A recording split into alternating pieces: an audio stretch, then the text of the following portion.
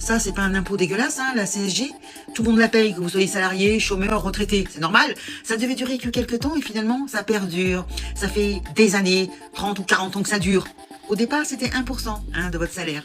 Aujourd'hui, on est passé à 9%. Même vos épargnes sont taxées à 17, plus de 17%. C'est normal, ça? Après, je vais vous faire écouter une vidéo de Marc Toiti, vous savez, l'économiste, qui balance pas mal, pour que vous compreniez bien comment on se fait arnaquer. Et après, on te dit, on est à 3500 milliards de dettes. Les caisses sont vides, mais qu'est-ce qu'ils foutent avec le fric? C'est quoi la CSG?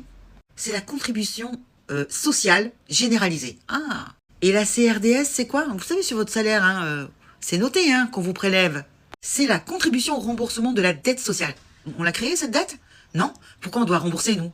Donc la CSG date de 1991, sous le gouvernement de Michel Rocard.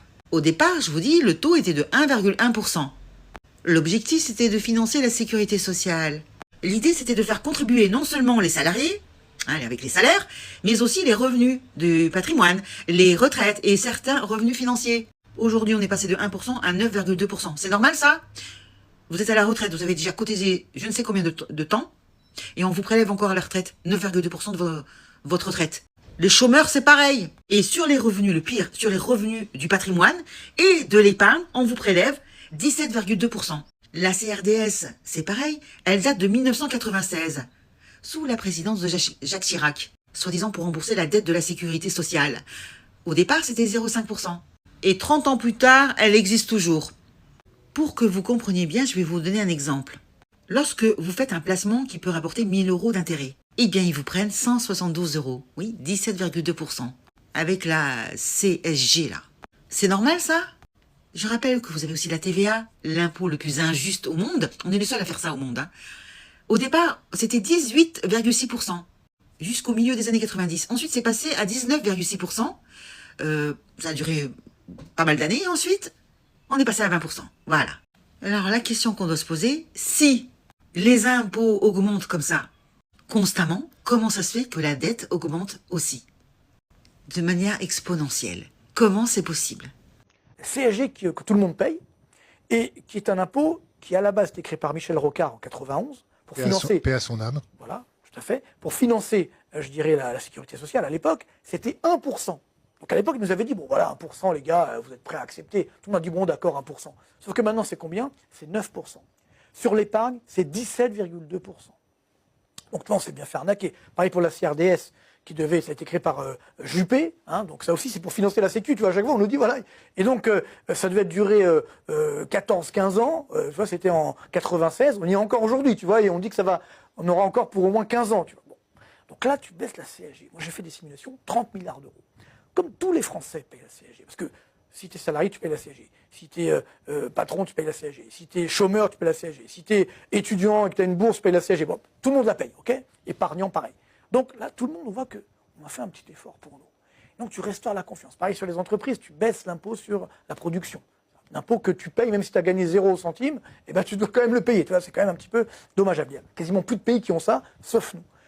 Alors, qu'est-ce que vous en pensez? Étiez-vous au courant? Parce que je suis sûre que beaucoup d'entre vous n'ont pas le temps de vérifier votre fiche de paye. Qu'est-ce qu'on vous prélève? 30 ans que ça dure. CSG, CRDS, tout ça pour payer à Sécu. Et après, on te dit... Ah bah non, les arrêts maladie, va falloir freiner. C'est incroyable ça.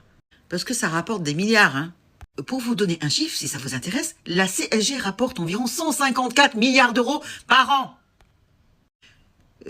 C'est un chiffre qui date de 2024. 153,8 milliards d'euros, précisément. C'est plus que l'impôt sur le revenu. Et c'est une des principales recettes de la protection sociale. Après, ils donnent ce fric au gros groupe du CAC 40. Vous vous rappelez du scandale? 270 milliards, on leur donne. Et la CRDS, ça rapporte combien à l'État par an? Bon, je vous rassure, c'est beaucoup moins. Mais en tout cas, c'est entre 8 et 9 milliards d'euros par an. C'est 0,5% de votre salaire.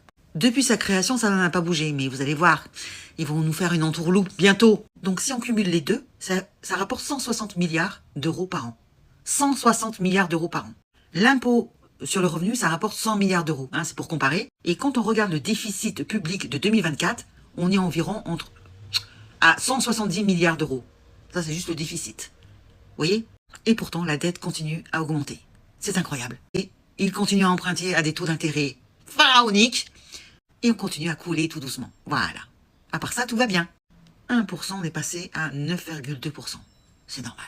Un impôt qui devait... Enfin, une taxe qui devait pas durer longtemps, à peu près quelques années. 35 ans plus tard, on est toujours avec cet impôt. C'est normal. Et tout le monde la paye. Vous avez vu, des étudiants, des pauvres étudiants, des retraités, des chômeurs et des salariés. Enfin bon, c'est bon. Des retraités, c'est bon, ça m'a saoulé. Vas-y, partage et lâche-moi un commentaire. Dis-moi ce que t'en penses. Il y en a marre.